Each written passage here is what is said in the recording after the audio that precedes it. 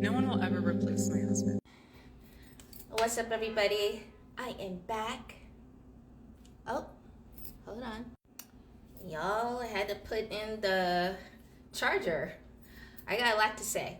So I want to talk about Erica Kirk. She has been in my spacing for the past week. And I wasn't going to address her at all, but I'm going to speak about this from a spiritual perspective because it needs to be had. All right? It's just gone way too far, and I want to discuss it, okay? All right. So I don't need to go into the Charlie Kirk, Erica Kirk, all that stuff, marriage. No, we already know it's fishy, it's off, or whatever. But I'm going to talk from the spiritual. The hug. Let's start from there. The hug is a way of siphoning energy. Okay, I don't know if she's an incubus or something, but I know there is occult and esoteric movement that she is doing and is a part of. You can tell, okay? You can tell. And I'm a seer, so I'm seeing a whole bunch of other beings around her as she is being utilized as a puppet. You can see the entrances or the attachments. I'll say either, you want to say either or. You can tell because they're coming through her eyes. You can see the changes in her eyes, the gateways. You can tell when an entity is entered in and what particular entity is occupying her. This is like really like interesting to me, okay? So let's talk about that. The hugs. So she's wearing her lodge ring, okay? It's a gold pentagram ring. She's part of a particular lodge. We already know. Okay. And there is a tapping that she's doing on the back and on the head. So if you understand, and let me just brace this part as well, which is, it's one thing to hug your husband that way of utilizing this part of the meridian and the chakra point to ease him and stuff like that. That's if it's your man, okay? If it's your man, go ahead, girl, do your thing, do your magic. But it's not your man, right? None of these men are her man, okay? From JD to Trump to all these other men, you can see the uncomfortability of many of the wives when she does this, and they're trying to keep face, fuck the face, and say exactly how you feel. So she is doing a tapping. The tapping is being done at the lower, I would say from the solar plexus and sacral area. She's not at the root. Oh no. This is between the power point, right? And the sacral point, okay? Taking energy, taking your energy. Okay? The other part is, as I said, the back of the nape of the head, okay?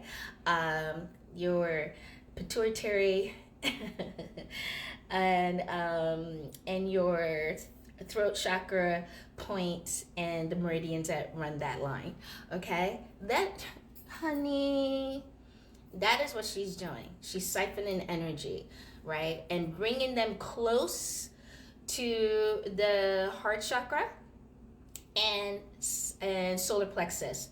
So if you see, she's trying to not only tap, bring them in closer, right? And then move I think it's the left hand, up to the back of the nape of the neck. That is all about siphoning energy. That is all she's doing. And collecting energy to utilize. That is what she's doing. So that's why I said I don't know if she's an incubus or a succubus or whatever. Like there's something there that's very demonic. or low vibrating demonic energy or demonic way of communication. And so you have to look at, okay, then if they're allowing it, okay, only few of them I've seen is very uncomfortable, like this is not what they want.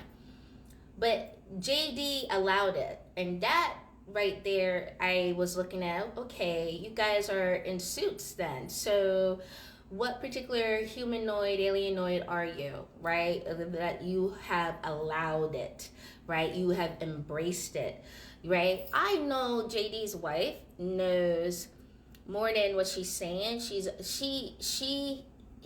Her energy is being siphoned by JD as well. And you can see that she's not gonna last long. And unless she cuts, him off, divorce, and move away, right? Cut that cord, cut those contracts, because these are embedded contracts that are going on. And so Erica is what Erica is doing, okay? And so I am not surprised that there was an awakening happening in Charlie Kirk. Alleged is what I'm saying. I don't know these people. I am just an observer of energy, okay? So you have to then question how she came in front of Charlie, okay? Why did they pick Charlie? Those are the other questions I'm looking at, and I'm hoping other people can explain that. That's the spiritual side that I'm looking at. Like, there is some type of contract, but was she the one to be that contract? And from what I'm gathering, I don't see it. I see that she is a disruptor and disrupted the path, and he didn't see it coming. And I see that with her. There is no reason for a grieving widow at this moment be all over TV. So that tells me there is a detachment from everything. You're just talking. You're just utilizing choreographed emotions to persuade an audience, when you should just sit your ass at home with your kids and go chill just for a while, like disappear for a bit, right? And really see what's going on. But you can tell she's a plant, and you can tell she has been activated, and is on a particular mission at this now moment. You can see that. And because no true human would be doing that, so that you have to look at, is she human at all? She's a humanoid. She's in a suit. She's in a particular suit, and she comes in and out. Her eyes changes a lot. Whatever entities come through or that she's working with come through the eyes, the gateways. You can see it. They come through. Her eyes changes a lot. You can tell the switch of characters coming in when she's like, and then two different characters, two different entities have entered the being, okay, and they're sharing, okay? So that's what's happening. That's from the spiritual point of view. And if you have any questions on it, I'll go deeper, but she's using points on the chakra and the meridian scale and ciphering energy. And yeah, that's why I call her Succubus, Incubus, the abyss. All right, guys, I will talk to you soon.